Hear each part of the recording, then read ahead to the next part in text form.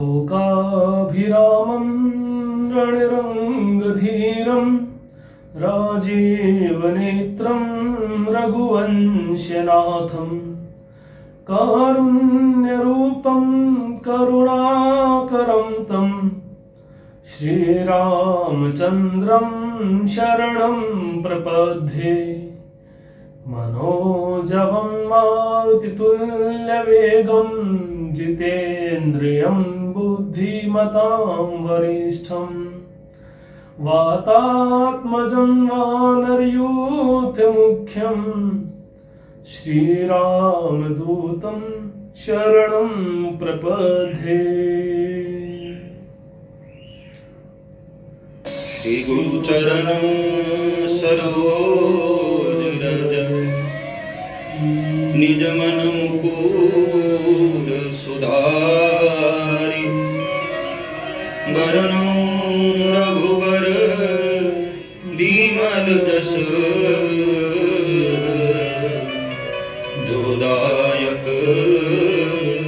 फलचारि।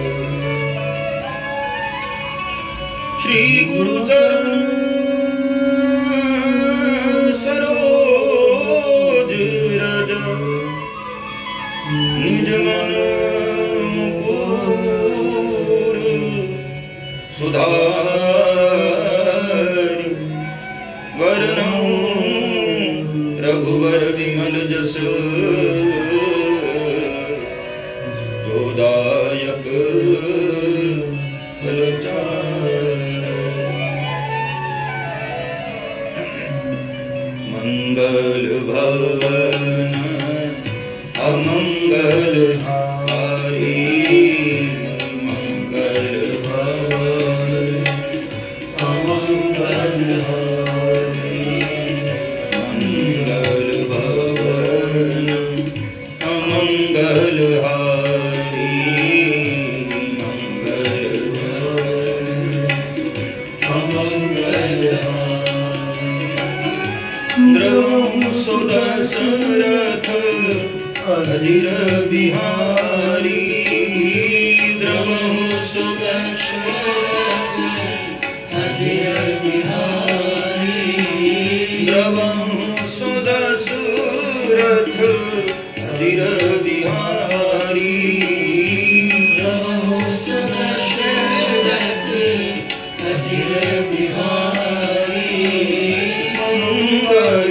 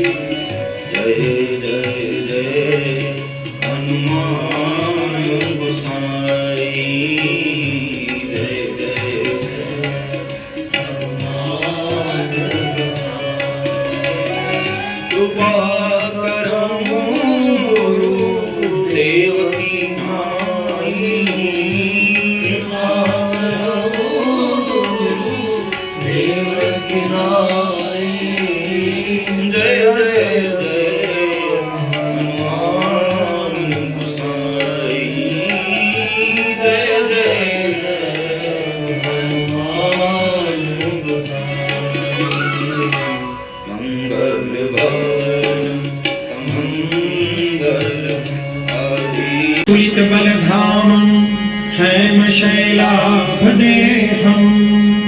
दनुजवन कृशानं ज्ञानिनाग्रगण्यं सकलगुणनिधानं वानराणामधीशं रघुपतिप्रियभक्तं वातजातं नमामि रघुपतिप्रियभक्तं वातजातं नमामि। मंगलभवनय मंगलहारी प्रभु सुदशरथ अजिर बिहारी जानत की वचन सुहाई सुनि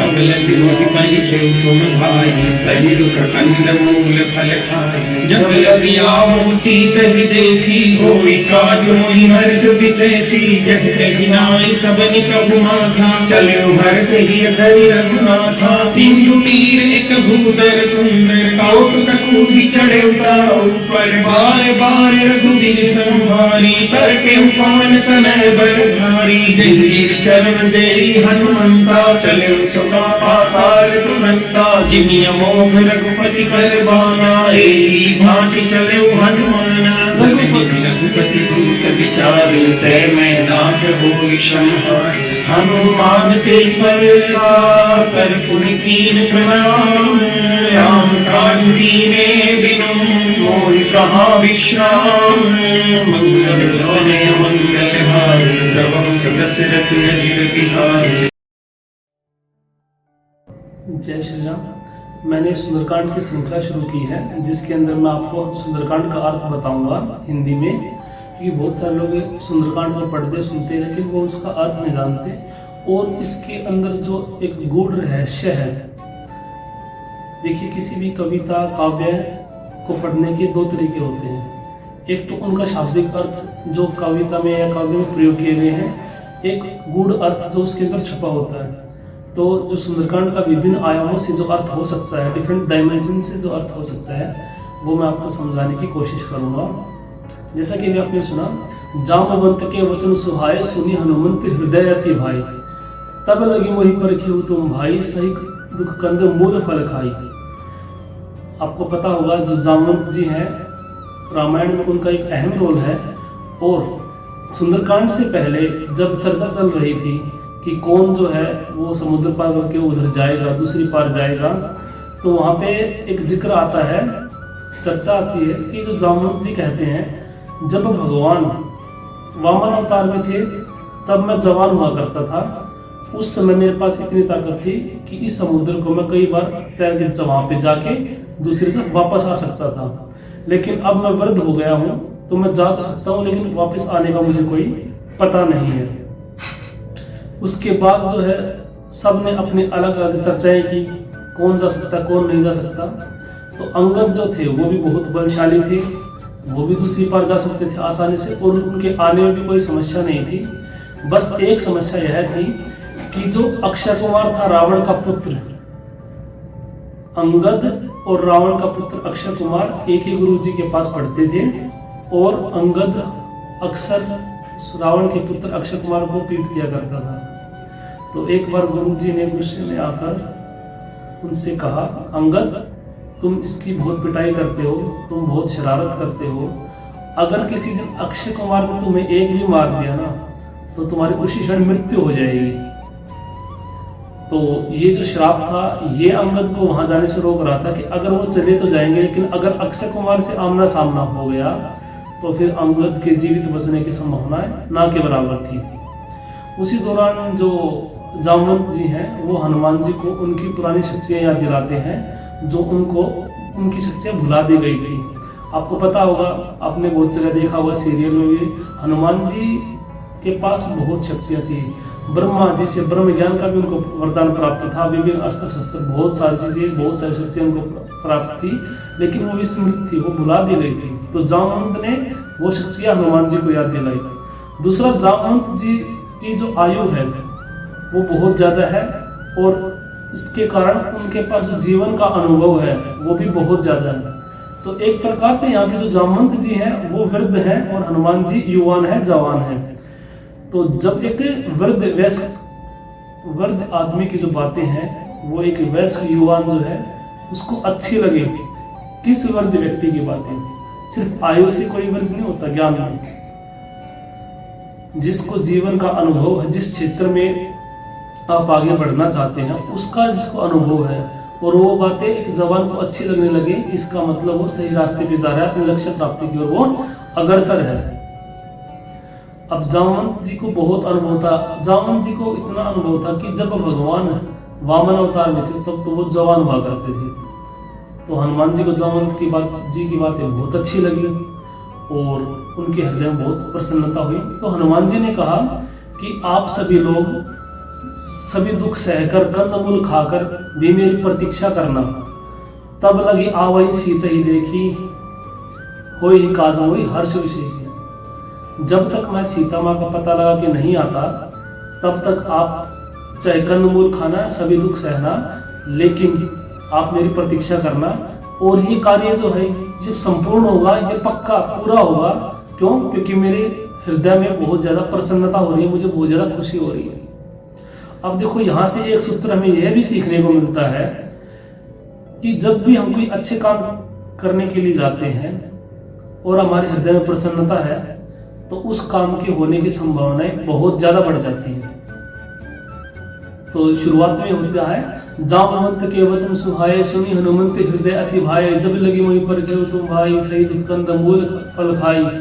जब लगी आओ सीता ही देखी, होई काज होई हर्ष विशेषी। यह कही नाई सबन कहु माथा, चले हर्षी ये धरी रघुनाथा। और ये सब कहकर हनुमान जी ने सबको प्रणाम किया और श्री राम जी को हृदय में धारण करके वो चल पड़े। अब देखो, हनुमान जी श्री राम के बहुत बड़े उपासक हैं। हनुमान जी को सबसे बड़े भक्त की उपाधि मिली है।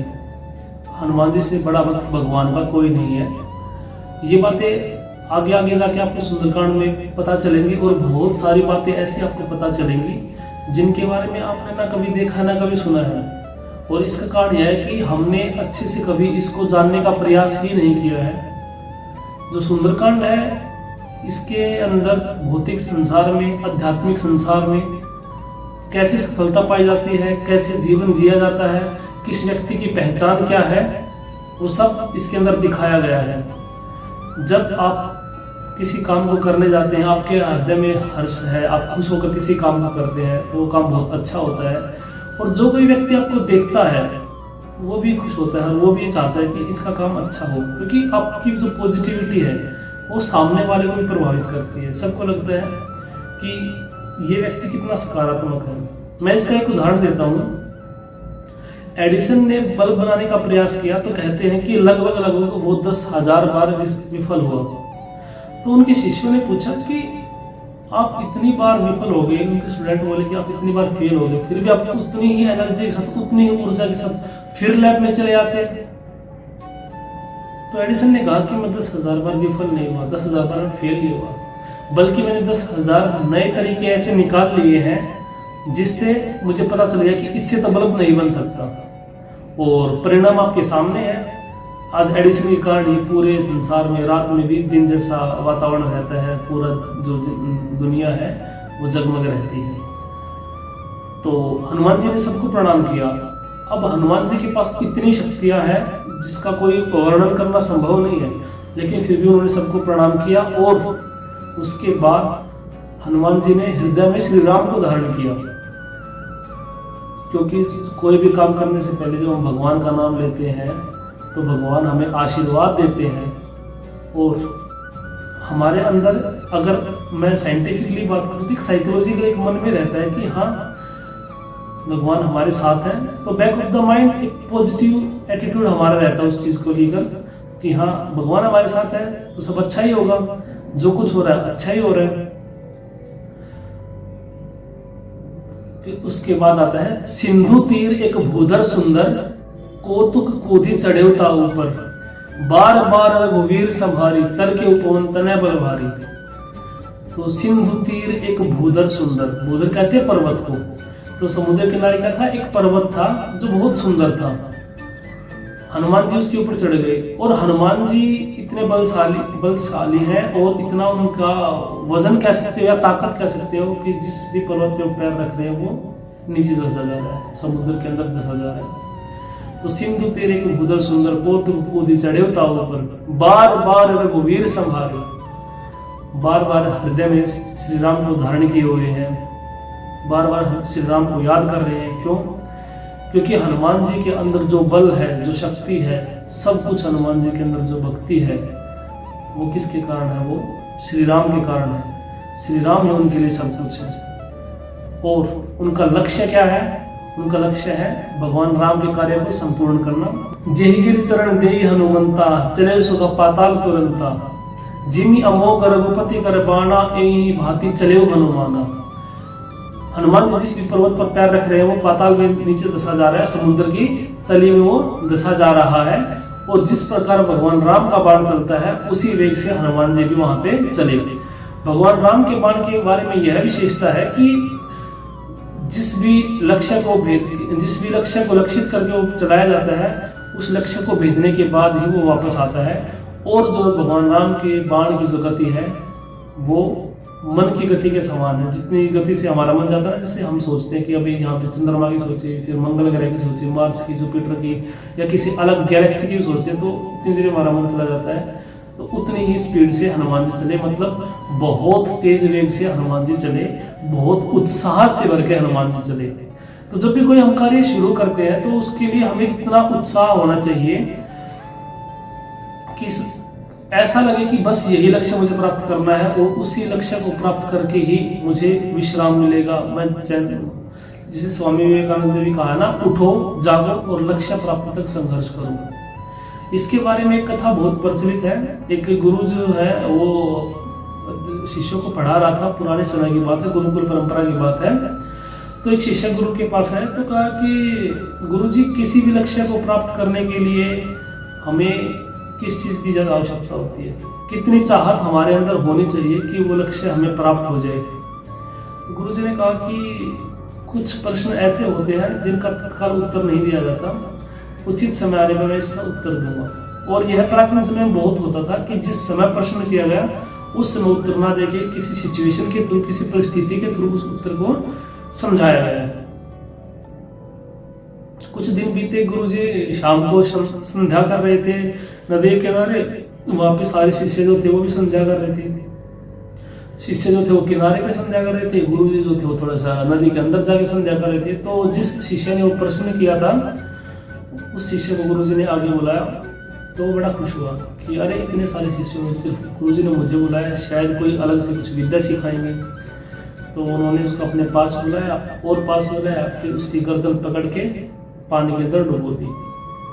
अब पानी के अंदर वो छटपटाने लगा, उसको ऑक्सीजन नहीं मिल रही थी। जब वो बिल्कुल इस स्थिति में आ गया कि नहीं, इससे ज्यादा अगर डुबाया गया तो इसके प्राण जा सकते हैं, वो मर सकता है, तो गुरुजी ने उसको बाहर निकाला। तो गुरुजी को गुस्सा आया। गुरुजी, मुझे तो लगा था कि आप बहुत अच्छे शिक्षक हैं और सब विद्याओं में पारंगत है, लेकिन आपने तो मुझे मारने का प्रयास किया है, तो आप तो गुरु के, आप तो दैत्य के समान हैं। कह रहा कि गुरुजी ने कहा कि बेटा, मैंने तो आपके प्रश्न का उत्तर दिया था। जब मैंने आपको डुबोया था आपको क्या लग रहा था? आपको कुछ अच्छा खाना खाना था? कह रहा नहीं गुरुजी। कह रहा कोई स्त्री ऐसी जिसको लगे देख के कि हाँ मुझे इससे विवाह करना चाहिए? कह रहा नहीं गुरुजी। कोई दुश्मन दिखाई दे रहा हो कि हाँ इस लड़के से, इस बच्चे से मुझे बदला लेना है या कुछ और करना है? कह रहा नहीं गुरुजी। तो क्या था? बस एक ही लक्ष्य था, कैसे भी करके मुझे बाहर निकलना है। तो कह रहा और कुछ नहीं गुरुजी, बस एक ही चीज दिमाग में थी, कैसे भी करके मुझे इस पानी से बाहर निकलना है, नहीं तो मेरे प्राण संकट में। तो कह रहा जब इतनी ही तड़प तुम्हारी किसी लक्ष्य को प्राप्ति को लेकर होगी तो तुम अवश्य सफल हो जाओगे। और जो अध्यात्म के मार्ग पे चलने वाले साधक हैं उनके लिए तो यह सूत्र रामबाण के समान है। रामबाण का मतलब परमानेंट सॉल्यूशन, जो कभी चूक नहीं सकता। कि भगवान को पाने की जब तुम्हें इतनी इच्छा हो जाएगी या स्वयं को जानने की इतनी इच्छा हो जाएगी, तब तुम्हें दुनिया की कोई भी ताकत तुम्हें रोक नहीं सकती। लेकिन जब तक तुम्हारे हृदय से ये तरंगे नहीं उठेंगी, तब तक बाहर की शक्तियाँ तुम्हें टेम्परेरी, कुछ समय के लिए, कुछ क्षण के लिए अस्थायी तौर पे तुम्हें मोटिवेट कर सकती है, प्रेरित कर सकती है, लेकिन वो लंबे समय तक नहीं चलेगी। अब आगे आता है, जल निधि रघुपति दूत बिचारी, तय मैनाक होई संहारी। जल निधि कहते समुद्र को। तो समुद्र ने देखा कि जल निधि रघुपति दूत बिचारी, समुद्र ने देखा कि अरे ये तो भगवान राम का दूत आ रहा है। तो उन्होंने मैनाक पर्वत को कहा कि इनको विश्राम दीजिए। जल निधि रघुपति दूत बिचारी, तय मैनाक होई श्रमहारी। तो हनुमान जी से कहा मैनाक पर्वत ने कि आप जो है श्रमहारी, मतलब यहाँ पे आप विश्राम कीजिए, आप बहुत दूर तक आपको जाना है, मैनाक पर्वत के बारे में यह मान्यता है कि मैनाक पर्वत पूरा स्वर्ण का बना हुआ था, पूरा सोने का बना हुआ था। तो यहाँ से 2-3 चीजें जो है वो मैं आपसे चर्चा करना चाहूंगा। अगर आध्यात्मिक रूप से देखें तो भगवान राम का दूत जा रहा है भाई, तो उसके लिए तो अगर आप कुछ भी सेवा का हिस्सा बन जाए तो बहुत बड़ी बात है।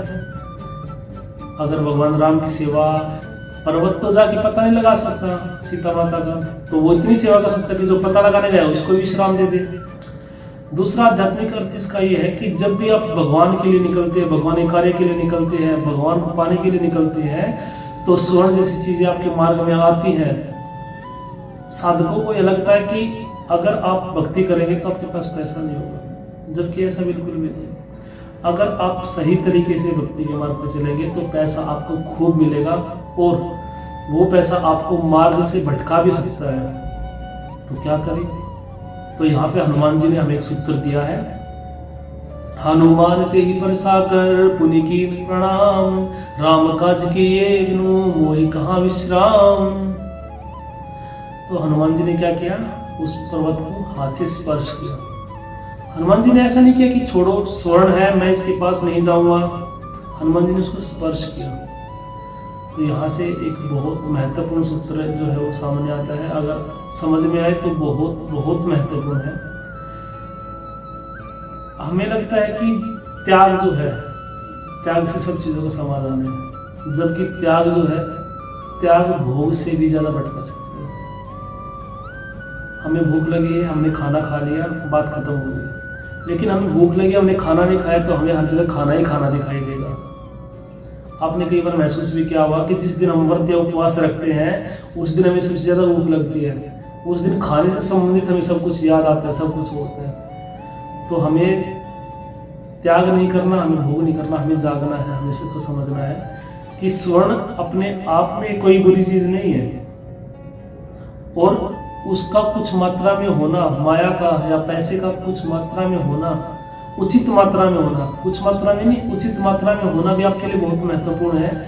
तभी आप सरलता से आगे बढ़ पाएंगे, नहीं तो आप छोटी छोटी चीजों के लिए संघर्ष करते रहेंगे और आपका जो मुख्य लक्ष्य है वो रह जाएगा। आप तैयारी कर रहे हैं यूपीएससी की, लेकिन आप एक नोटबुक नहीं लेकर आ पा रहे हैं, आपके पास एक रफ नोटबुक मिली है जहाँ पे आप मैथ्स के क्वेश्चन निकाल सके या कुछ और प्रैक्टिस कर सके। तो बेहतर है कि आपके पास अगर नोटबुक होगी, पेन होगी, सारे साधन होंगे, तो आप यूपीएससी के लिए फोकस कर पाएंगे। अगर आप एक 10 रुपए की किताब के लिए संघर्ष करते रहे तो यूपीएससी क्या नहीं कर देंगे। ऐसे अगर आपको भगवान को पाना, भगवान को पाने का मतलब कि आप उस परम शक्ति से साकार करने जा रहे हैं और आपके पास खाने के लिए पैसे नहीं है, आप उसी के लिए संघर्ष करते रहेंगे।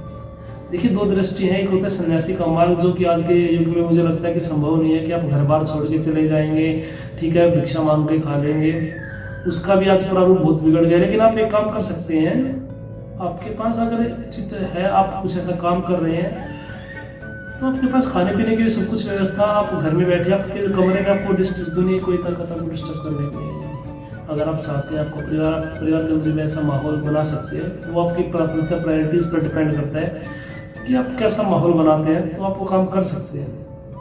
आप उचित मात्रा में धन भी अर्जित कीजिए, उचित मात्रा में सम्यक सब कुछ कीजिए। अगर मैं यहाँ पे थोड़ा सा बुद्ध की बात करूँ, गौतम बुद्ध की, तो उन्होंने कहा था कि सम्यक आहार, सम्यक निद्रा, सब कुछ सम्यक होना चाहिए।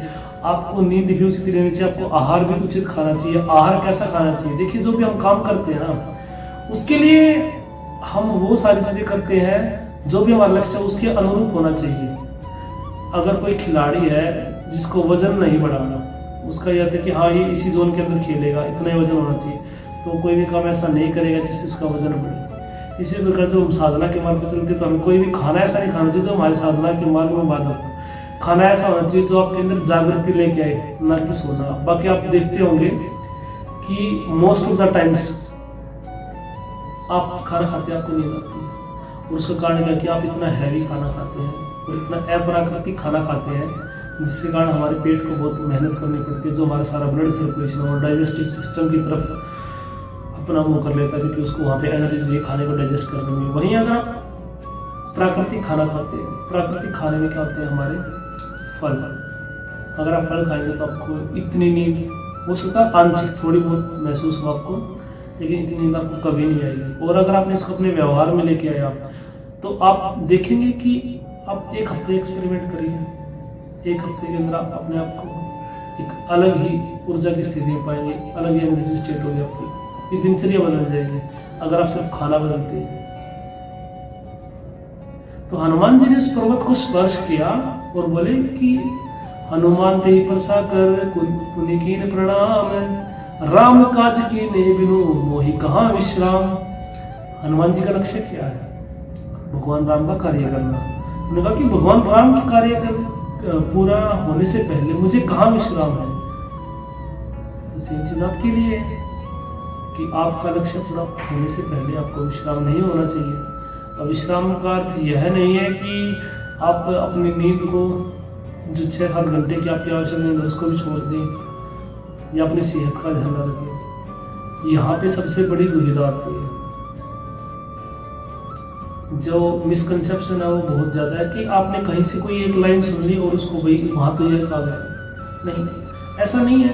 पहली बात तो जो व्यक्ति है बातें कहते हैं, कई बार वो व्यक्ति विशेष के बारे में कहते हैं ना कि 1-2 लाख लोगों के बीच में, क्योंकि सबकी स्थिति अलग अलग है, सबका घर अलग है, सबकी जोग्राफिकल कंडीशन अलग है, सबकी वेदर क्लाइमेटिक कंडीशन अलग है, इकोनॉमिकल कंडीशन अलग है, सोशल स्टेटस अलग है, एजुकेशन स्टेटस अलग है। तो उस बातें सबसे संपूर्णतः अप्लाई नहीं होती। अब आपका लक्ष्य मान कोई पढ़ाई से संबंधित है, लेकिन उसके लिए आपने अगर अपने शरीर के स्वास्थ्य के साथ कुछ गलत कर दिया, स्वास्थ्य पे ध्यान नहीं दिया, तो क्या आपका वो लक्ष्य पूरा हो जाएगा? हो सकता है पूरा हो जाए, लेकिन आपको दिक्कतें बहुत ज़्यादा आएंगी और वो लक्ष्य पूरा होने के बाद भी आपका अधूरापन रहेगा, क्योंकि शरीर स्वस्थ नहीं तो कुछ भी अच्छा नहीं। तो सबका एक बैलेंस, जैसे मैंने कहा था ना कि बुद्ध ने सूत्र दिया कि सम्यक आहार, सम्यक निद्रा, सब कुछ एप्रोप्रिएट। तो आपको जो शरीर है वो भी स्वस्थ होना चाहिए, तभी आप किसी लक्ष्य को आसानी से प्राप्त कर सकते हैं और उस लक्ष्य के बाद और बड़े लक्ष्य को प्राप्त कर सकते हैं। तो हनुमान जी ने जो मैनाक पर्वत है उनका सम्मान किया। तो हमें ऐसा नहीं करना पैसा नहीं कमाना, खूब कमाओ, खूब कमाओ, लेकिन पैसा हम पे हैवी नहीं होना चाहिए। पैसा उपयोग के लिए है, पैसा किस लिए है? ताकि जो हम जीवन है वो आसानी से जी सके, हमें कोई समस्या ना आए। लेकिन जो वो पैसा है वो हमारे जीवन के लिए नकारात्मक नहीं होना चाहिए। पैसे का ही यूज है कि आप अच्छा घर बनाओ, अच्छा खाओ पियो, अच्छी एजुकेशन खुद लो, अच्छी एजुकेशन अपने भाई बहन को, बच्चों को दो, खुद आसानी से खुशी से रहो, अपने माता पिता को, परिवार को खुशी से रखो। लेकिन उसी पैसे का प्रयोग आप नशे में, शराब में या कोई अन्य गलत चीज़ों में करोगे तो पैसे बिना का कारण बनता है। अदरवाइज अन्यथा जो पैसा है वो आपके अध्यात्म मार्ग में एक बहुत बड़ा सहायक है। अगर पैसा नहीं होगा तो आपका सारा का सारा ध्यान केंद्रित पैसे पे रहेगा। आपको लगेगा कि मैं साधना कर रहा हूँ, मुझे पैसे से क्या मतलब। लेकिन वो भी एक उचित मात्रा में, क्योंकि पैसे की भूख किसी चीज़ की नहीं मिटती कभी। नाम होता है किसी का एक गाँव में नाम सोचते, जिले में हो जाए, राज्य में हो जाए, देश में हो जाए, हर जगह हो जाए। लेकिन ऐसे ही धन है तो आज 1 लाख कमा रहा हूँ, कल 4 लाख कमाऊँ, ऐसा नहीं। कहीं तो आपको पता है कि आज आपकी बेसिक नीड्स क्या है, कुछ डिजायर्स हैं जो आजकल बेसिक है। जैसे अब पहले हम कहते थे रोटी कपड़ा और मकान, लेकिन आज मोबाइल फोन, इंटरनेट, वाईफाई, ये भी बेसिक नीड में। लेकिन ऐसा नहीं है कि ये भी प्राप्त करना कोई बहुत बड़ी बात है और उसके बाद आप टाइम नहीं निकाल पा रहे हैं अपनी चीज़ों के लिए। मैं खासकर अध्यात्म मार्ग की बात कर रहा हूँ। ऐसा नहीं, सब कुछ प्राप्त करने के बाद भी आप कर सकते हैं। और इसके लिए मैं एक स्टोरी के साथ आज के जो ये सेशन है इसको विश्राम देना चाहूँगा कि एक राजा भर्तृहरि हुए हमारे इतिहास में। इनके बारे में विस्तार से चर्चा मैं फिर कभी करूँगा। तो वो पहले बहुत बड़े राजा थे, बाद में उन्होंने क्या किया, संन्यास ले लिया। तो एक सुबह वो ध्यान कर रहे थे, ध्यान की अवस्था में बैठे थे, तो उनको एक हीरा चमकता हुआ दिखाई दिया। तो एक क्षण के लिए उनके मन में आया कि यार उठा लेता हूँ। फिर अगले ही क्षण वो संभल गए। देखो वो छोड़ के आए थे, उनके मन में आया कि उठा लेता हूँ। फिर अगले ही क्षण उनके मन में आया कि अरे ऐसे तो पता नहीं कितने हजार हीरे मेरे राजकोष में थे जिनको मैं छोड़ के आया, तो क्या यूज इन चीज़ में। तभी उन्होंने देखा कि विपरीत दिशाओं से अपोजिट डायरेक्शन से दो व्यक्ति आए और दोनों की नज़र हीरे में पड़ी और वो लड़ने लगे। उसने कहा हीरा पहले मैंने देखा है, उसने कहा हीरा पहले मैंने देखा है। तो इसी बात को लेकर दोनों में लड़ाई होगी और दोनों ने तलवार निकाली और एक दूसरे के पेट में तलवार घुसा दी और दोनों की वहीं पे मृत्यु हो गई। हीरा जैसा था वैसा पड़ा था, हीरे को कोई फर्क नहीं पड़ रहा था। तो जो वो कहते हैं कि पैसा माया है, ये गलत चीज है, वो हमारा परसेप्शन गलत है उस चीज को लेकर। हीरे ने तो कुछ नहीं कहा, हीरे ने थोड़ी कहा कि तुम मार दो कर दो। और ऐसा नहीं कि हीरा नहीं होता तो वो मरते नहीं, मरे वो अपनी बेवकूफी के कारण है, हीरे कारण नहीं मरेंगे। आदमी लड़ाई करने की, बेवकूफी करने की बहुत तरीके ढूंढ लेता है, उसको लड़ाई करने का बस बहाना चाहिए। तो जो कहानी सुनाने का मेरा मुख्य उद्देश्य था कि हीरे का कुछ लेना देना नहीं। हीरे से लोग राजा ने दान भी किया, हीरे से लोगों ने बड़े बड़े महल बनाए हैं, सभी मर थोड़े गए हैं। वो हमारा परसेप्शन है। अगर वो उसको कहते कि ठीक है इस हीरे का कुछ बंटवारा कर ले तो कुछ कर ले तो कुछ हो सकता था। तो हीरा कोई एक्टिव रोल प्ले करे नहीं लगा। ऐसे लाइफ को लेकर जो हमारे मिसकंसेप्शन है वो रूट कोज है हमारे प्रॉब्लम्स का, ना कि कुछ चीजें जिनको हम ब्लेम डालते हैं। आदमी का एक स्वभाव है कि हमेशा जब भी कुछ गलत होता है उसके साथ या उसको लगता है कि सब गलत हुआ है तो कभी अपने ऊपर जिम्मेवारी नहीं लेता, हमेशा दूसरे पर डाल देता है। तो हनुमान जी ने अंत में यही किया कि स्वर्ण को टच किया, स्पर्श किया कि ठीक है भाई मैं आपका सम्मान करता हूँ, आपको मना नहीं कर रहा था।